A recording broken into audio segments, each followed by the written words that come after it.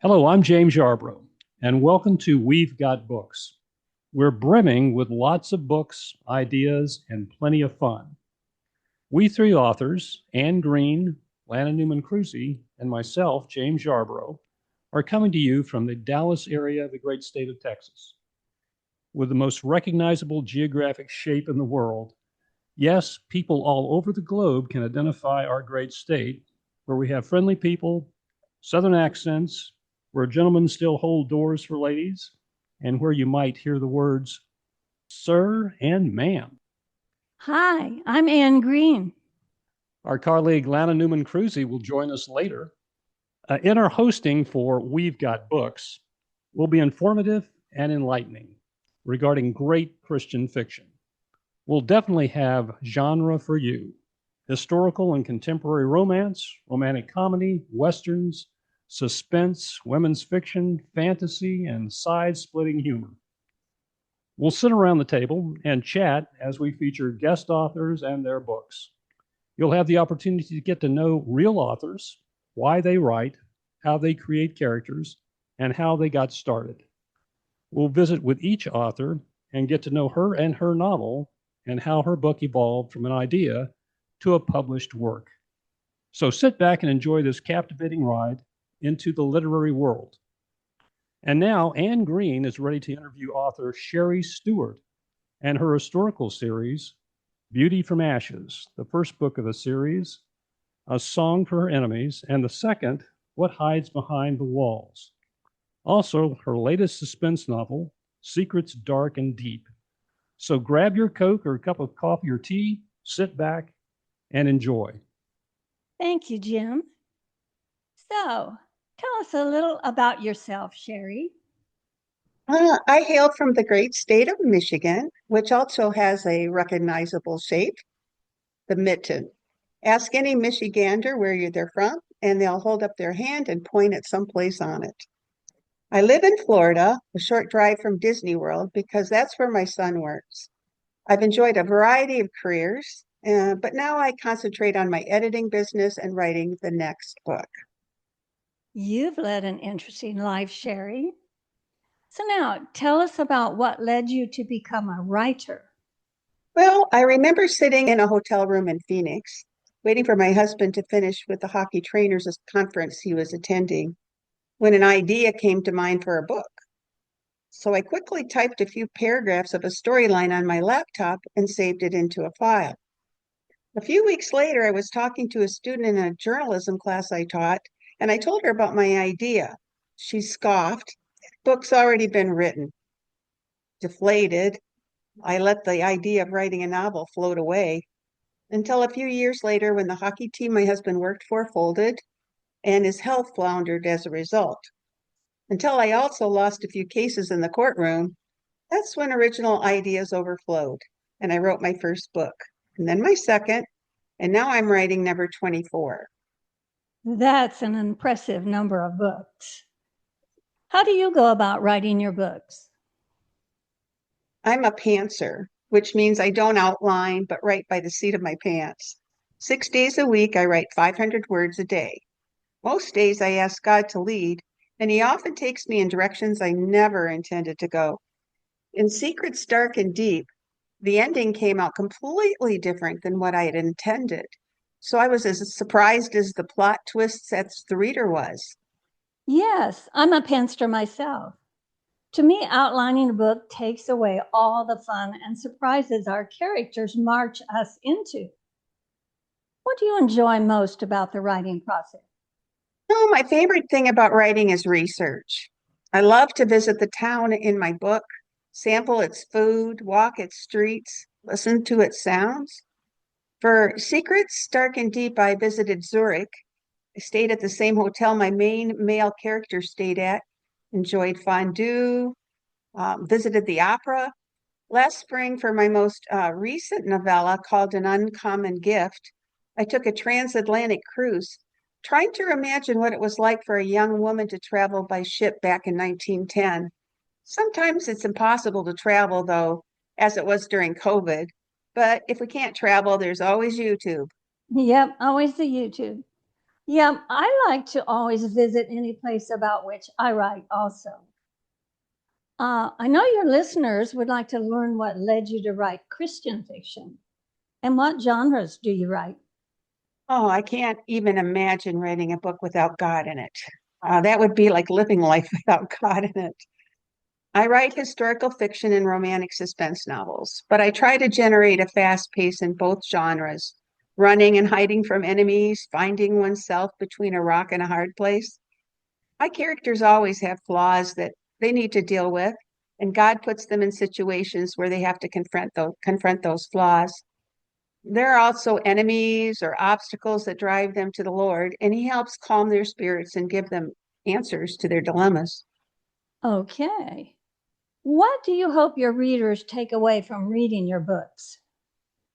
I guess I hope my readers derive from my books the message that God loves them and He wants them to lean on Him and learn from Him. Do you write about yourself in your books? I sure do. First off, my childhood wasn't always rosy. When I was 14, I watched my father being arrested on television.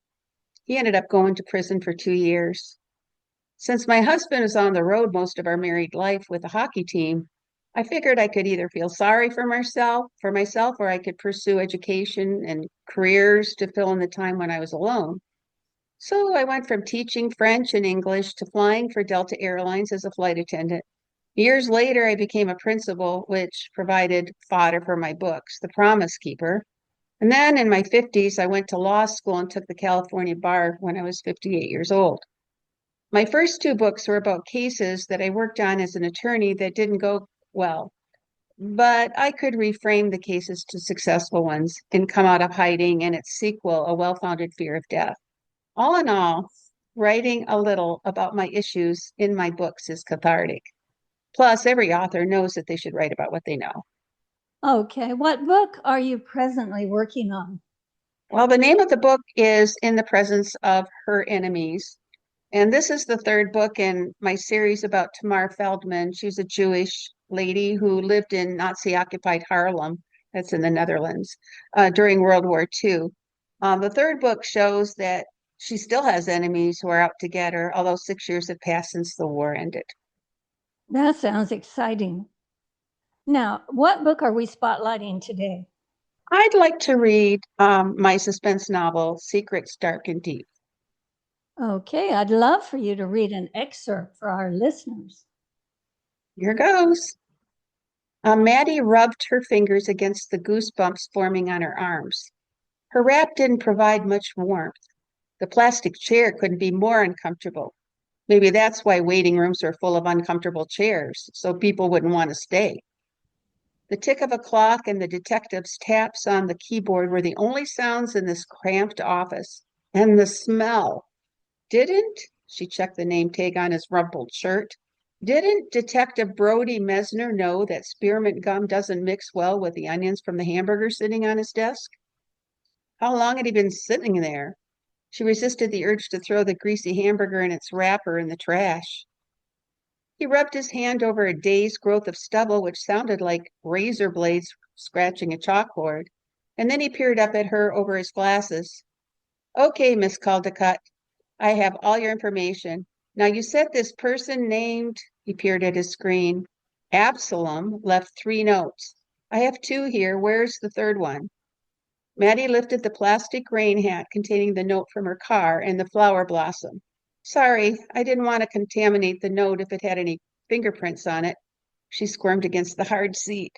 And the flower, as I mentioned to you while you were typing, might be poisonous if touched. At least that's what the associate producer said. She held out the transparent bag-like hat with pinched fingers. You can keep the hat or throw it away. I use it when I'm reporting in the rain, and I can get another one. Too much information. Why did she have the feeling she'd done something wrong? How long was this going to take? The officer yawned loudly without even covering his mouth. Was she keeping him up? He squeezed his eyes shut, then opened them wide as if he was bored out of his mind. Sorry, she said aloud. He glanced up. Sorry? She shook her head. This wasn't going well. You yawned? I just meant that I'm sorry I'm wasting your time when you could be sleeping or something. That came out wrong. Didn't he understand that she'd like to go home to sleep as well, but she was afraid to go there since the guy was obviously following her? She huffed instead, just like her dog Rory. I haven't read the last note. It was dark and the guy was following me and he broke into my car and that's why I'm here. If he can break into my car, he can break into my house. I'm afraid to go home. And I don't believe in guns, so he'll just have to kill me and I'll be tomorrow morning's murder victim. She couldn't help feeling a bit sorry for herself. He put down the note and leaned forward on his forearms. Not having a very good day, are you? To say the least. She huffed again and leaned back like a recalcitrant teenager, not entirely proud of herself. Would you like to know what the note says? She nodded, her eyes studying the paper in his hands, although it wasn't going to erase the fear. If anything, it would exacerbate it. He sniffed, then grabbed a tissue from a box sitting on a pile of files, his face scrunched up as if it were a chore to read out loud. My Isolde. What is that, French? How am I supposed to pronounce that? When she shrugged, he continued, My Isolde, there will be purging necessary for the cleansing of your soul. Remember, a kiss from a rose. Absalom. Officer Mesner peered at her over his glasses. Isn't that from a song? What's from a song? He pulled up his computer and typed in some words. It's a 90s song by Seal. The singer? A Kiss from a Rose. Listen. Stringed instruments preceded voices that sounded like a madrigal choir, then a beautiful voice. The moment she heard it, she bolted to her feet. Turn it off, now. What did I do? He fidgeted for the computer button and hit it. His bushy eyebrows furrowed together. Why did you react like that? Her knuckles covered trembling lips. Why had she done that? I don't know. It just brought up something visceral in me. Wow, that's an exciting taste to tempt everyone to read Secrets, Dark and Deep. Thank you for sharing with us. Jim Yarbrough here again. Thank you, Sherri and Ann. Once again, the time has sped by, so we must bid adieu from deep in the heart of Texas, and hope you've enjoyed your time with us as much as we've enjoyed having you. You can find Sherri Stewart's books on Amazon.com. She has a website, www.stewartwriting.com. Stewart, Stewart. Find her newsletters on www.stewartwriting.com/blog. Join us next week when we interview me, James Yarbrough, about my mystery at Grantham Lake, a cozy mystery with comedy overtones, one that's good for everyone.